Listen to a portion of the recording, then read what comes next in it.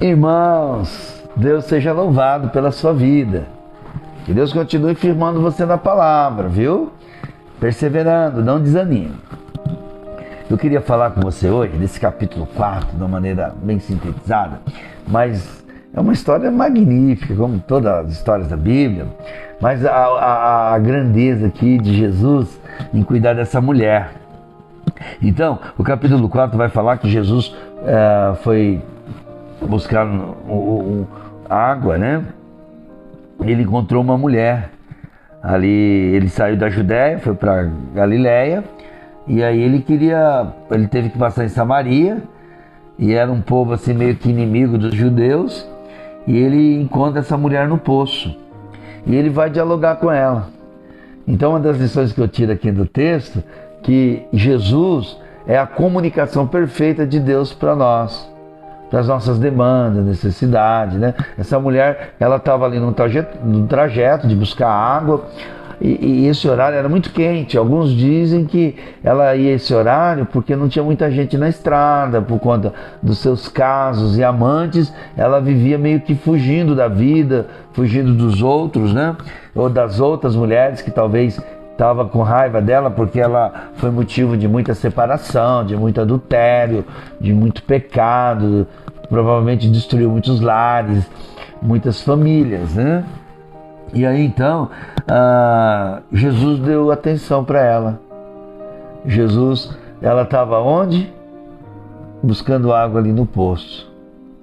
E aí Jesus mostra que ele tinha água da vida. Então esse texto é muito lindo, né? Que fala, Jesus respondeu: se conhecesse os dons de Deus, a quem é a que te diz, dá-me um pouco de água, tu lhe pedirias e ele lhe daria água viva. Oh, que coisa boa, né? Essa mulher, ela tinha sede de sentido da vida. Ela era uma mulher insaciável, né? O texto diz que ela teve vários maridos, vários casamentos, e ela viveu a vida trocando de marido, trocando de amante, trocando de namorado, né? Jesus falou: você já teve 5, e o que você tem agora não é teu marido. Ou seja, segundo Jesus, ela teve 6 maridos, vamos dizer assim, né? Então, ela tinha esse desejo de saciar. Claro que a sexualidade é um presente de Deus para o homem e para a mulher. O casamento hétero, a união de um homem e de uma mulher, é bíblico, é divino, Deus que deu isso. E o pecado bagunçou dentro do ser humano, aí a gente vê tanta coisa errada, né? E aí Deus tem que fazer uma obra no nosso coração, para nos libertar, para acertar, né, aquilo que estava destoado. E ela não deu conta do primeiro, do segundo, do terceiro, do quarto, do quinto. Eu sei que o texto aqui não vai falar o porquê que ela separou tantas vezes, mas a gente sabe, né, já tem de casos de uma mulher casada que ela não era saciada pelo marido, ela precisava de outras relações, e não era nenhuma e nem duas não, viu? Eram várias no mesmo dia. Já atendi homens também que tinha uma compulsividade, algo assim fora do normal, que a esposa não dava conta também, né? Então eles viveram uma crise, porque a demanda era muita. E tem outra crise que às vezes o marido não cuida da esposa sexualmente e nem a esposa sexualmente do marido. Tem os extremos, aqueles que são compulsivos, insaciáveis, e aqueles que não gostam, não querem, né? Então, tanto um quanto o outro precisa de ajuda, precisa de cura. Primeiro a cura em Cristo, a salvação. Mas hoje Deus usa a ciência, o remédio, a terapia para acertar e consertar esses distúrbios sexuais que muitos trazem na sua marca, pessoas abusadas, pessoas que viveram e começaram a prática sexual da maneira errada, no tempo errado, e a mente humana, ela assimila isso, e aí vai para o casamento e não consegue satisfazer o outro, né, a outra, e nem se satisfazer sexualmente. Aí vira uma coisa horrível, né? E isso está crescendo, né? A pornografia toma conta, as crianças estão tendo acesso a isso, muitos pré-adolescentes, né? Crianças de 6, 7 anos tendo experiência sexual, são estimuladas. Então, naquela época essa mulher estava mal resolvida, E hoje a gente sabe que isso aflora e toma conta de muitas famílias. Então é uma área que nós pais, nós adultos, nós casais, precisamos da graça de Deus para ter esse equilíbrio, essa serenidade, sermos saudáveis sexualmente, né? A pornografia tem roubado o prazer, né? Então a pessoa que vive buscando prazer na pornografia, ela não consegue, tem estudos hoje mostrando isso, ter prazer na prática, né? Que é o que Deus criou, homem e mulher, um cuidando do outro, fazendo o outro feliz e ter um prazer saudável que faz bem para o homem e para a mulher. Então essa mulher que Jesus está falando com ela, o diagnóstico dela era muito conflitante, né? Perseguida, mal resolvida, insaciável.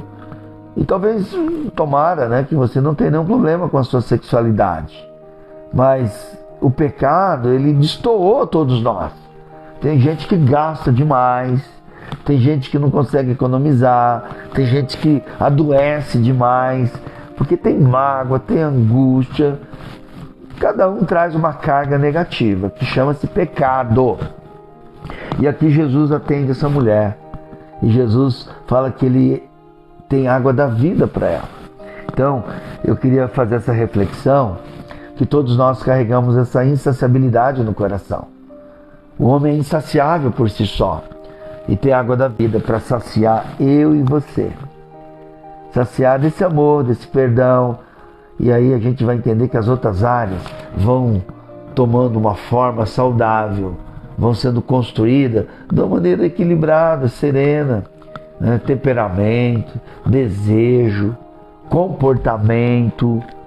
E muitas doenças nossas vão sendo dissipadas. Porque o Evangelho cura a gente de dentro para fora. Jesus estava curando não só o casamento e a sexualidade dessa mulher, mas curando a sua história. Colocando ali as peças no devido lugar. Que ela não precisava ser mais uma mulher destruidora de casamento, viver na prostituição, no adultério, de caso em caso, transa em transa, insatisfação em satisfação. Jesus estava dizendo, eu tenho uma água para você que limpa você, que sacia você, que cura você. Então eu queria falar, eu não sei qual área que você está sofrendo. Talvez você pertence a alguma igreja, talvez ainda você está assim, você é amigo do Evangelho, se é que eu posso dizer, né? Mas não tomou posse. Não basta ser amigo do Evangelho, não basta acreditar em Deus e ter uma religião. Tem que ter água da vida, Cristo vivendo em você. E aí Jesus está falando para essa mulher, ele vai falar no verso 13 também. Quem beber dessa água, ela estava no poço buscando água. Nada errado tomar água, mas Jesus usa essa metáfora para mostrar que tem o poço, a fonte da água da vida, para trazer mudança interior, trazer transformação. Quem não nascer da água e do Espírito, vós já estáis limpo pela palavra. Então tudo isso são verdades que tem que tomar conta do nosso coração para a gente vencer as paixões do mundo, o pecado, a carne e encontrar esse gozo, essa satisfação. Você vai ver que muitas coisas compulsivas, tem gente que fica noites e dias e horas só jogando, só vendo filme. Pode brincar? Pode ver um filme, mas por que tantas horas? Pessoas que não têm relacionamento mais, pessoas que vivem de uma maneira individualizada, tão egoísta, tão perversa, que está destruindo, sabia?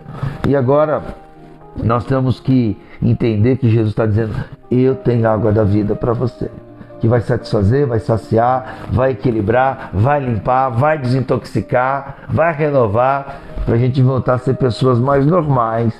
Pessoas diferentes que andam com Deus, que têm experimentado o milagre do novo nascimento e da mudança.